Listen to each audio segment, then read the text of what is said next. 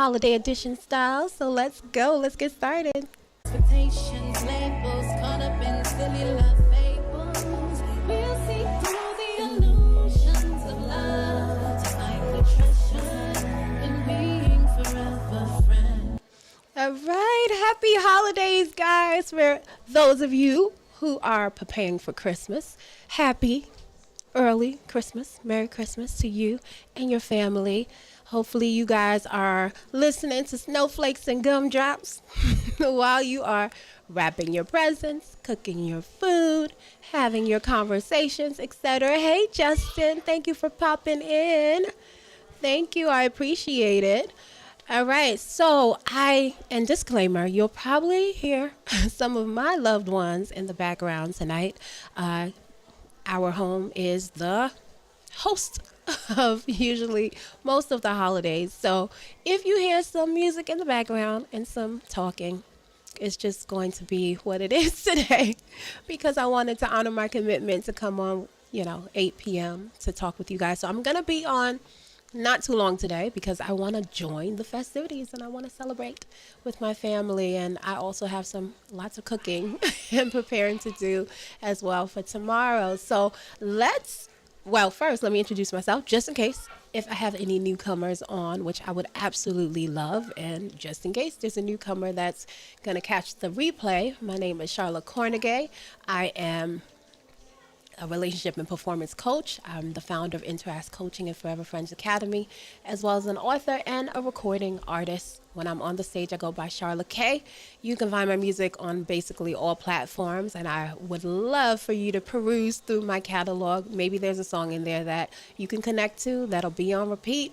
That's one of the main reasons why I have become a singer, is so that I can kind of relay the messages that are tried and true to me, or maybe something I was inspired or motivated by and wanted to kind of translate that message through song, and hopefully it can touch someone or a group of people, etc. So hopefully you'll find something in the catalog that you can connect to and that you'll like. But this is Forever Friends Academy. I go live every Thursday and Sunday, and you can, if you enjoy any of the episodes, if you've heard any of them that I've put out so far, you can like, comment, subscribe if you are on YouTube, and that would definitely help me out, and I would appreciate that. And then we can have more conversations like this. You'll know when I'm coming on.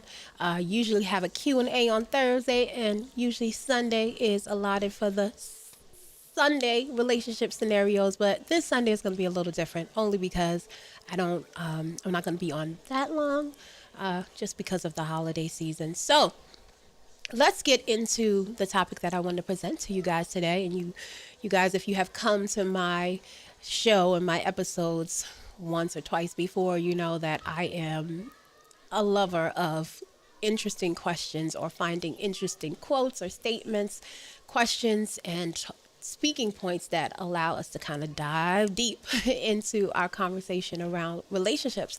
And today I saw a journal, and on the journal it said, "We rise from lifting others." And I'll say it to you guys again. It said, "We rise from lifting others." And I was like, first of all, I love that statement.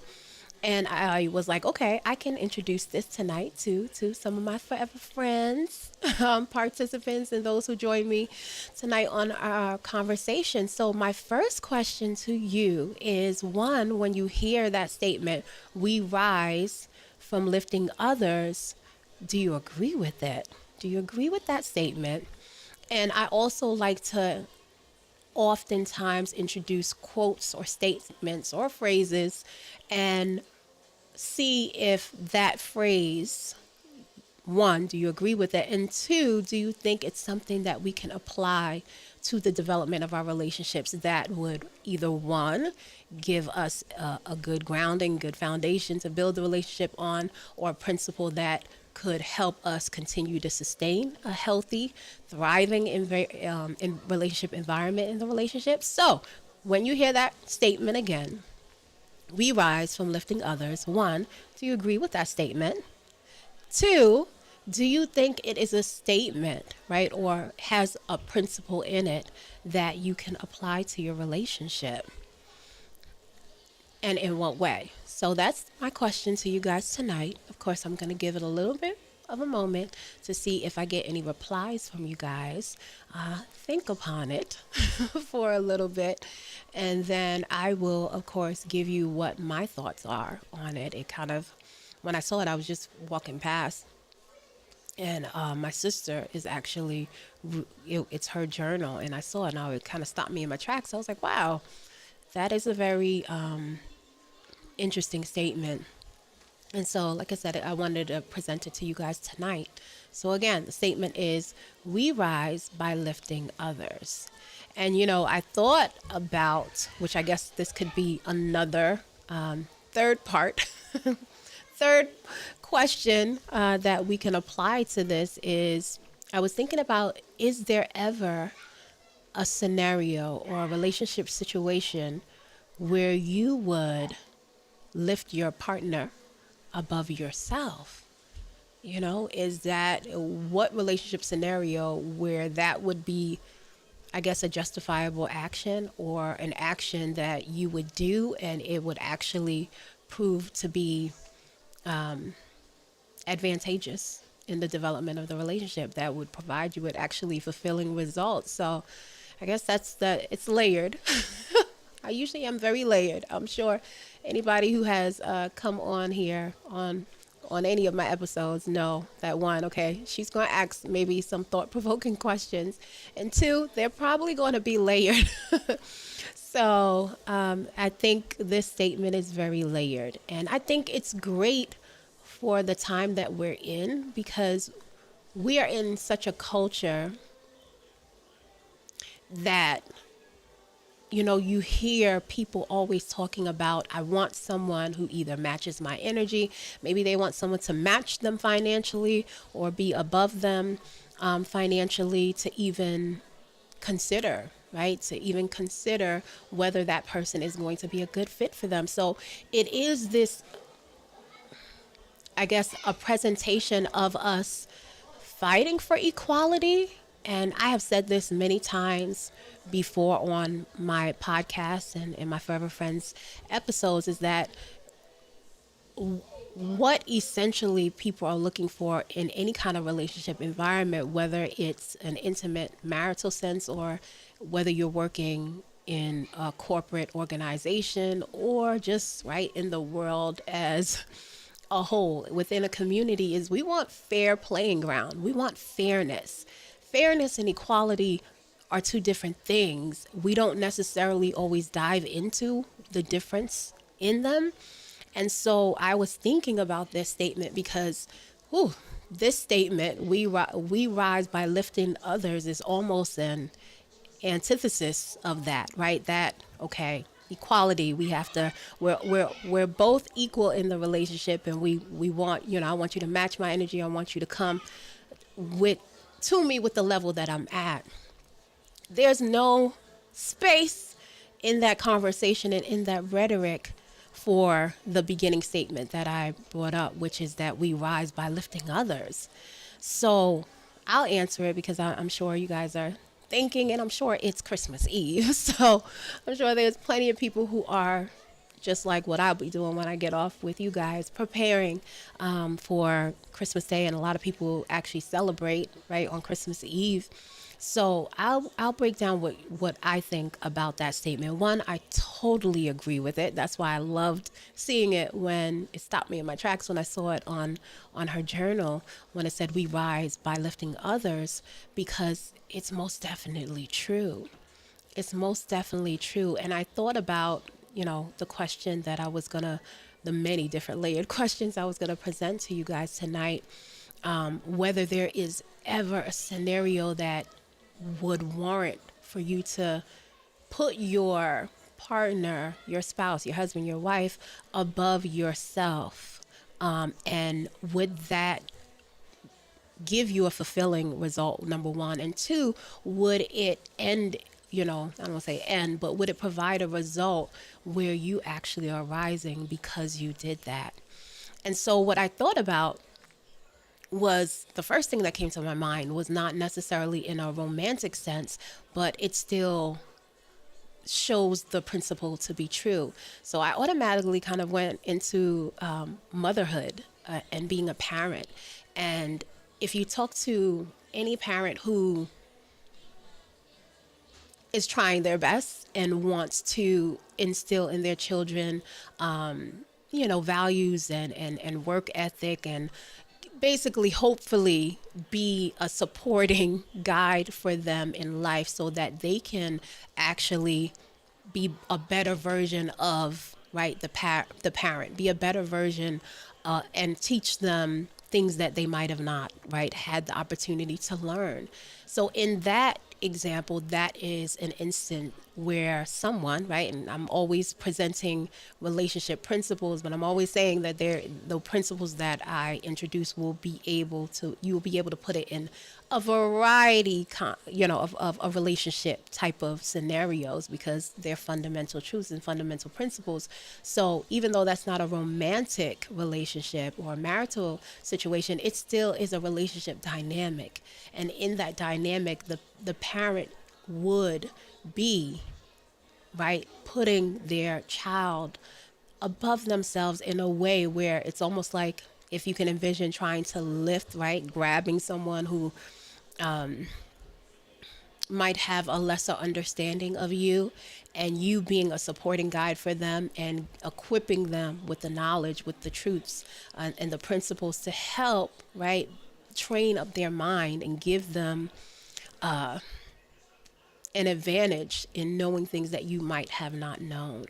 Right. So I thought about that. I thought about that definitely. And then I also thought about different things that I have experienced that now I'm in a position where I can offer help to other people. I can offer help to other, and particularly women and couples, of course. But I'm just going to talk about the women that I've been able to engage with in that way. I thought about experiences where, I was, trying to learn new things, trying to navigate new spaces. And there are sometimes spaces that I would go in where I would look to maybe older women to kind of help me, kind of, people who have gone through different things that I haven't went through and ask them to maybe provide certain feedback and things to me. And whether it wasn't just me or I've seen it where they've done it to other people too, where they won't even want to necessarily provide them with that information. They won't want to provide them with the information that is necessary, or they to be able to either grow or thrive in a certain area. And I'll give you a simple example. I have some women that are in my life. Some of them are friends, some of them are family. And it used to be a point in time because I have been known to be very atypical in sometimes in my thinking and my experiences. And sometimes when I would bring it up early on in my circle, the women that were around me would be like, "Oh, Charlotte's kind of like she's on her own island." You know what I mean? Like, yeah, that's what she experienced, or that's how she did that. But that's rare, and that's not the normative. So really, it shouldn't even really be kind of included because it's such an atypical situation and so different from the norm. And sometimes I would honestly think like, if somebody was presenting something to me that was atypical, I'm not going to push it away. In my character, I'm going to be like, okay, I see this is the norm, but I see you over there doing right what's uncommon and what's, beyond what people are doing, on the mainstream level. And I would have a heart of curiosity to kind of learn and say, okay, no, I want to I want to learn, because if you can do it, then I need to see, at least if I have a good playing field, that I can do it as well. But it wouldn't always be like that. But now with the group of people that are in my circle right now, particularly the women, sometimes sometimes I'm not even giving tips. Maybe sometimes they're just seeing me do something, whether it's something that I'm doing in my marriage that's working. It could be as simple as something that in the way that my attire or what I'm wearing, and that it's producing a certain result. Very simple things could be on a domestic level, and I've seen where, either they've come up to me, asked me, say, I see that you're doing this, and I see it's working for you. So I just wanted to either let me know where you learned that from, let me know where you got that from. And I'm like an open book. I will be like, sure, here, if it's an outfit, this is where I got that from, go on, take it, or this is what I've learned and this is why I do it. And I'll share that information with them. And I've learned that that's not always the case.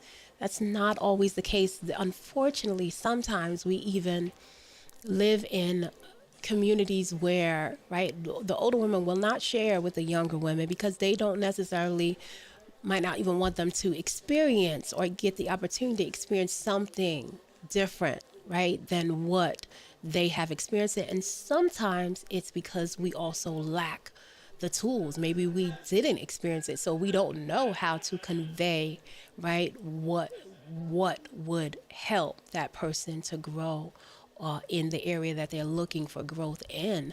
And because I'm so grateful on the areas that God has breathed in my life, that I'm like, okay, no, if there's something that I have to offer you, if there's something that I can give you, I will give it to you, because I know that it was only by the grace of God that I was able to learn or acquire or know the things that I do, right? And so there sometimes people feel like if they pour into others, then it's a threat to them, instead of it being what that quote said, which is that we rise when we lift others up. It does not, I always say this, to people that I've talked to, and, many of us have been hurt, especially in relationship scenarios and situations. And oftentimes some people feel like, okay, I put my all in there, I served, and I got burned, and I didn't get what I thought I should have gotten back. But I always tell them there is no way that you lose in that situation if you have expanded your capacity. If you have expanded your capacity to serve, to grow, and if you were able to get out of a situation that was not serving you, that was toxic to you, or just was not facilitating your growth in the direction that you are headed in or that you're supposed to be going in, it's a gift of grace when God removes certain things out of your life that don't belong there. So in no way did you lose, right? In no way did you lose when you have gained a greater capacity to serve, or a greater capacity and bandwidth now to be able to focus on the things that, right, we should be prioritizing in our life. You never lose that way. My husband has a saying that I love, and I'm probably going to butcher it, but I know he usually says, like, givers always get, or givers always have, and takers always are in need. You think that the person, just take, for example, the example that I used about someone in a relationship who felt like they invested time and energy, etc., and the person on the other end was not reciprocating it. And so they feel they're like they got burned, right? They feel like, if you notice, if we could have, be a fly on the wall, or be some kind of entity that can follow that person around, you will realize that that person who is only focusing on their own selfishness and only what they can take from somebody, they always have to find another person to extract from, to take from, because what they are experiencing and engaging in life is not coming from an internal compass of overflow from what God has given them, right, to pour out into the world. They're looking for calculative situations. So therefore, once one well is dry, they got to go find another person. And that's not that person winning. That's that person losing over and over again and being stuck in cyclical patterns that don't fill them up and don't give them fulfillment. Whereas the other person who, if they gave from the earnestness of their heart and they were authentic and they weren't serving to try to get some kind of selfish result out of it, they are always going to be in overflow and abundance. And even if it is not in the direct area that you feel like you should have gotten that from, trust me, in your life as it unfolds, you will see God pouring that back into you. You will see it just in the fact that, oh my gosh, I'm maybe handling these responsibilities, and the fact that I'm able to do it, right? The fact that I'm able to handle these responsibilities, and God can compound more, right, for me to be able to serve and do, that's already a win. But you will also be able to experience it in the fulfillment out of, right, what you pour into. So I thought of it in those ways. Those are some ways where I would say there are relationship situations where it does warrant for you to, right, be able to lift someone up. And I know the statement that I read, it just said we rise by lifting others up, and of course, maybe someone listening to this say, well, we can lift them up, but it doesn't mean we have to lift them up above ourselves, right? That's not necessary. We don't need to lift them up above ourselves, and I would say to a person who's saying that, immediately thought about, because when I introduce these, I kind of, the way my brain works is that I think about the question, and I also try to jump out of myself and try to think about the other either statements or questions that other people would have, to try to look at it from each angle and then answer the questions from all those different angles. So in me saying that statement, that if there's a person who is thinking about it in that way, like, yeah, you can lift somebody else, but you don't need to lift them above themselves, I thought about Christ. And, for those who celebrate Christmas, that believe that Christ is the center of Christmas, a lot of people celebrate Christ's birth around this holiday season. I just released an album, and on the album, there's a song titled Shed Red, Not a Flower, but He's Still a Rose. And it's talking about Christ in that song. And of course, it's actually talking about Christ's crucifixion, his resurrection. And, maybe people are like, why would you put that on a Christmas album when most Christmas songs, that aren't like, talking about Santa, but are talking about Christ, talk about celebrating Christ's birth. But it's hard to disconnect Christ's birth from his crucifixion and his resurrection, because Christ was literally born to die for the salvation of all humanity. And in that very action is him lifting up humanity above himself, really, in a way, because what's being crucified in that moment is his flesh. There's a certain process that he has to go through to be able, to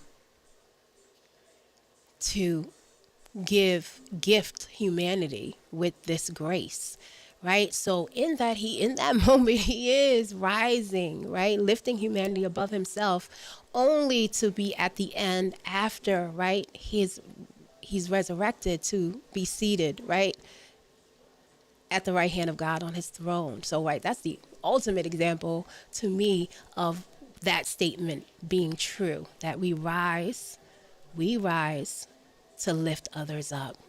And I think when we can navigate our relationships, putting that at the center of the environment of the relationship, because the way culture is right now and the rhetoric that is being put out is very egoic, It's very egoic. It's almost like we cannot even take in certain statements like what I just said, because everything is like, no, we have to be equal. You have to match, match this, match that, match my finance, match my energy, match all of these things, when really the dynamics of a relationship is that if you found someone who you truly believe is reflecting God's light and love to you, there should be continual consideration and continual thoughtfulness of how you have been put in that person's life to aid them and support them, to lift them up, to get to the greatest spaces that they can achieve here. Even if that means rising them up above yourself, because if you are giving the wherewithal and the capacity to do that, just like Christ did it for us, there's no way, right, that you're actually means that you're lifting them up and it's going to bring you lower, that it's not going to, right? There's, if in the example that I gave earlier on of a mother pouring into her children, or even a father for that, or just a couple, let's just say a married couple, husband and wife, a father and mother, pouring into their children, the next generation, right? They're going to want to pour inside of them things that they did not get a chance to learn, so that they can be better versions of, right, who the parents are, because they know that that generation is going to be the generation that's going to continue their legacy, right? So they're not detached from that. I've often said on my podcast and in these episodes that, you know, my father transcended when I was 7 years old. And one of the greatest lessons that I have learned from going through that process, that gave me so much freedom, that made me never feel like I was disconnected from him, even though he's not physically here to guide me and support me, is the fact that even though he's not physically here, his blood, his gene pool, right, his genetics are literally living inside me. I've met people who, you know, maybe they haven't been around, right, certain people in their family, but the genetics are so strong that when you, like when I meet their family members and then I've had time with them, I'm like, oh my gosh, you are just like so-and-so in your family, and you didn't even spend time with them. That's because the genetics is so strong, right? So you know that there's no demise, there is no breaking down of who you are when you proceed with having that mentality that, okay, yeah, we do rise from lifting others up. You know, I do rise by lifting my partner up. I do rise by considering and seeing what way I have been put in this person's life to aid and support them and lift them up, and if I can stay out of the egoic playing field of how many people are either pursuing or navigating their relationships, right? And centering them around certain illusions of love that just aren't true. If I can kind of drop the ego every second, you know, every minute, every time it rises up, then it will afford me to really experience the true nature of God's love and light in this relationship that I've been given. And so I just wanted to present that to you guys tonight. Definitely, you know, for those, I know it's Christmas Eve, so there's not a lot of people who could possibly maybe get on tonight because of all your preparations. But if you are catching the replay, definitely let that statement sit with you. Let it marinate. Think on it. I'll say it again. The statement is, we rise by lifting others. And again, I'll ask you the questions, and maybe this could be a talking point. I would love it to be a talking point, maybe around your Christmas dinner conversation or holiday season conversation. Do you agree with that statement? Do you think it's a truthful statement? Number one, right? Let's start there. Is it a truthful statement? Meaning, does it have a truthful gem or principle in it of life that can be applied to your relationship that will help you grow and develop a healthy, loving, strong, unbreakable relationship? Is it going to cause more harm, or is it going to cause, more good in your life? And lastly, what situations, right? What relationship scenarios or situations do you think where it would warrant where that would be an action that you could say, yeah, definitely I can see where this would be necessary for me to lift my partner up, even if that means, right, above myself. And I really would like to, and I'll end the episode by not thinking, by stating this. I saw a video and I've been trying to find it. I haven't found it yet, but it was like a short and it was brilliant the way that the woman was an African American, at least I'm assuming she was African American because of the way she approached what she was saying in the video. But as an African American woman, let's just say it, as far as I know, as far as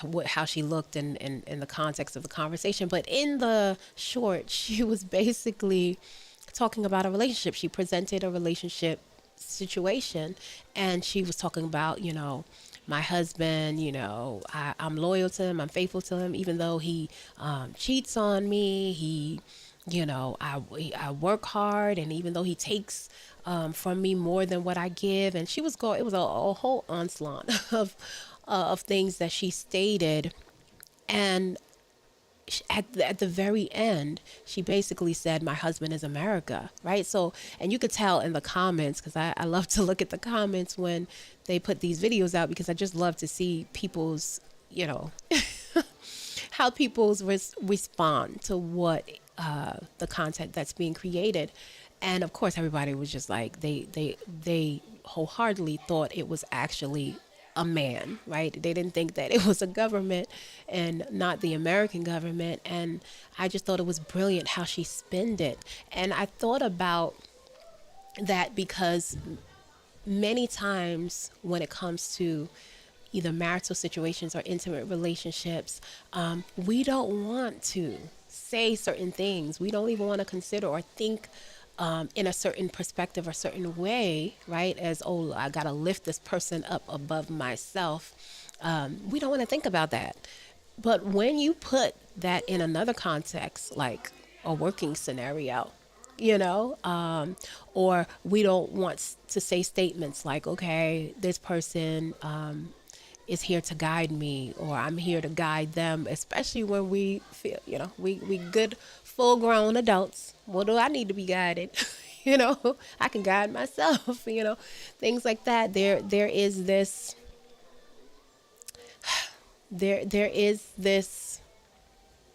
I guess, boastfulness and the ego comes front and center, but when we put it in the context of like work, you have a boss. If you are an employer, right, you have a boss, you have someone who's over you, and we will easily kind of, right, fall into that type of rhythm because maybe there's a guaranteed paycheck at the end that we feel like we're going to get.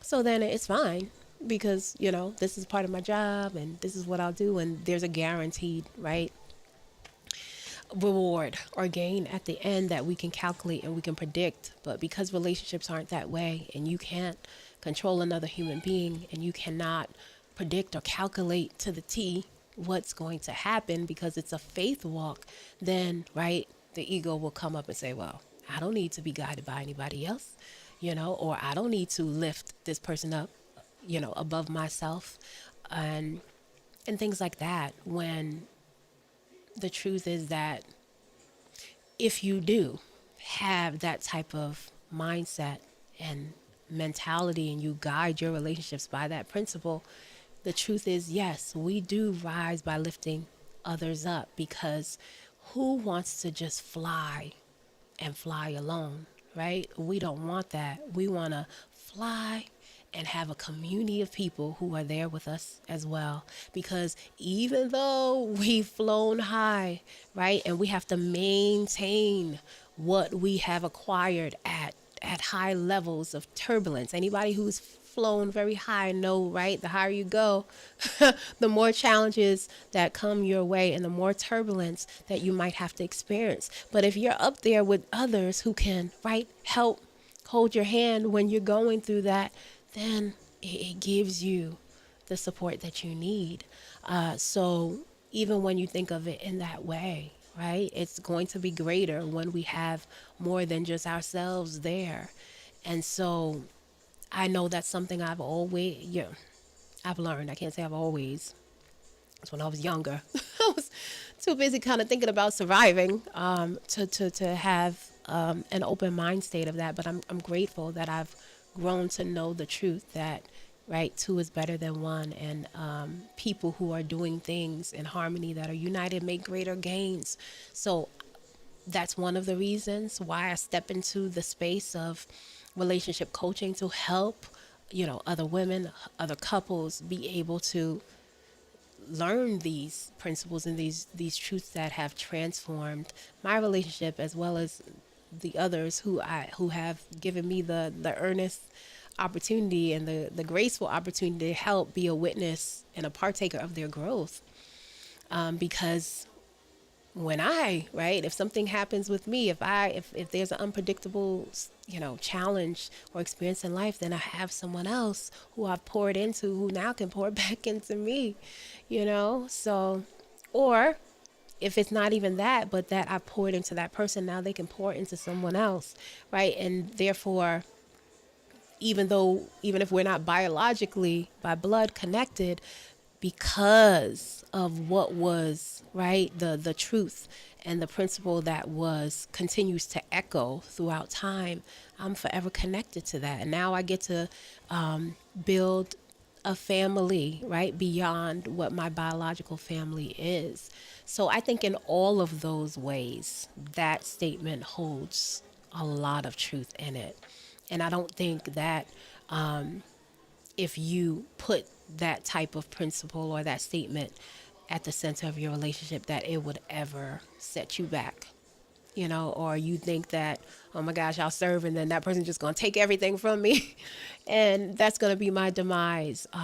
No, not if you are really functioning in it in its proper way. There are plenty of people who might have felt that they were serving authentically in a relationship, but there was a selfish ambition movie playing in the background, right? And so the nature of how they gave, it couldn't come back to them in that way.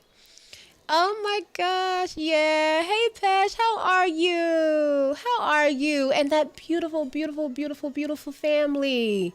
Thank you for stopping in with me. I know I'm back. I'm back.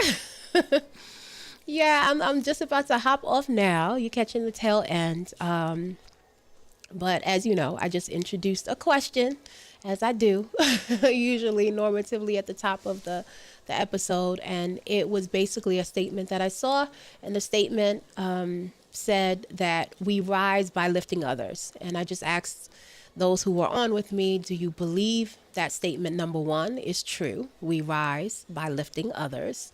And two, do you think that that statement has a principle or a gem that you can apply to your relationship, whether it's a marriage that you're in or another relationship dynamic? And lastly, we talked about whether there is ever a relationship scenario where you feel like you would have to lift your partner above yourself, and in doing that, it would make you, right, rise as well. So that's what we talked about tonight.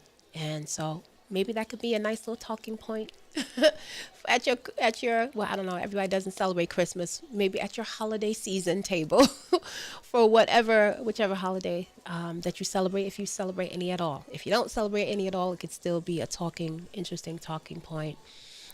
So I enjoyed being on with you guys tonight.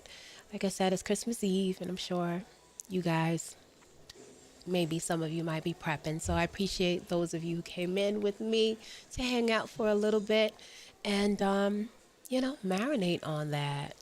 Oh, good. He says they're good. All the babies getting huge. I know, right? It goes by so fast. Hold on to them because it goes by so fast when I tell you. And he said, I love those question topics, and we ain't too deep here. We celebrate Christmas. I know, right? Me too. You see my Christmas tree in the back?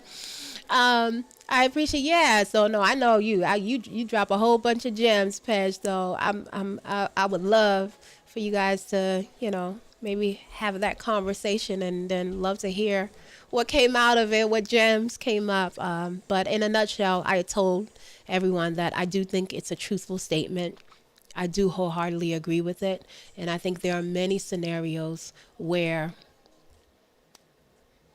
lifting, right? We rise by lifting up others, or even a scenario where you rise by lifting up your partner above yourself. And the example I gave them was Christ coming, being born, and going through being crucified, and then, right, resurrecting, in a way that is him putting, right, of course, the will of God had to be done, and he was fully committed to that. But a way where he is being the bridge, and he is putting humanity's the necessity for humanity's salvation, right, clearly above what he had to go through, above himself in that moment. And that's what I thought of when I heard that statement, or saw that statement, because it was on a journal.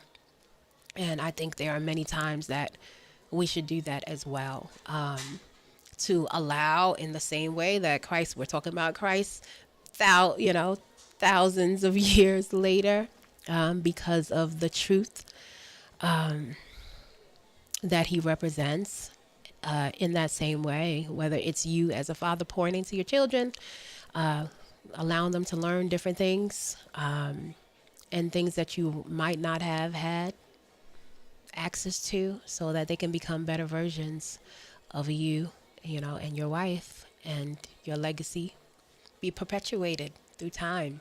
So, all right, guys, great session. I hope you guys have those who are celebrating Christmas, I hope you guys have a lovely time tonight into tomorrow, being with your loved ones. Hopefully you got snowflakes and gumdrops on repeat,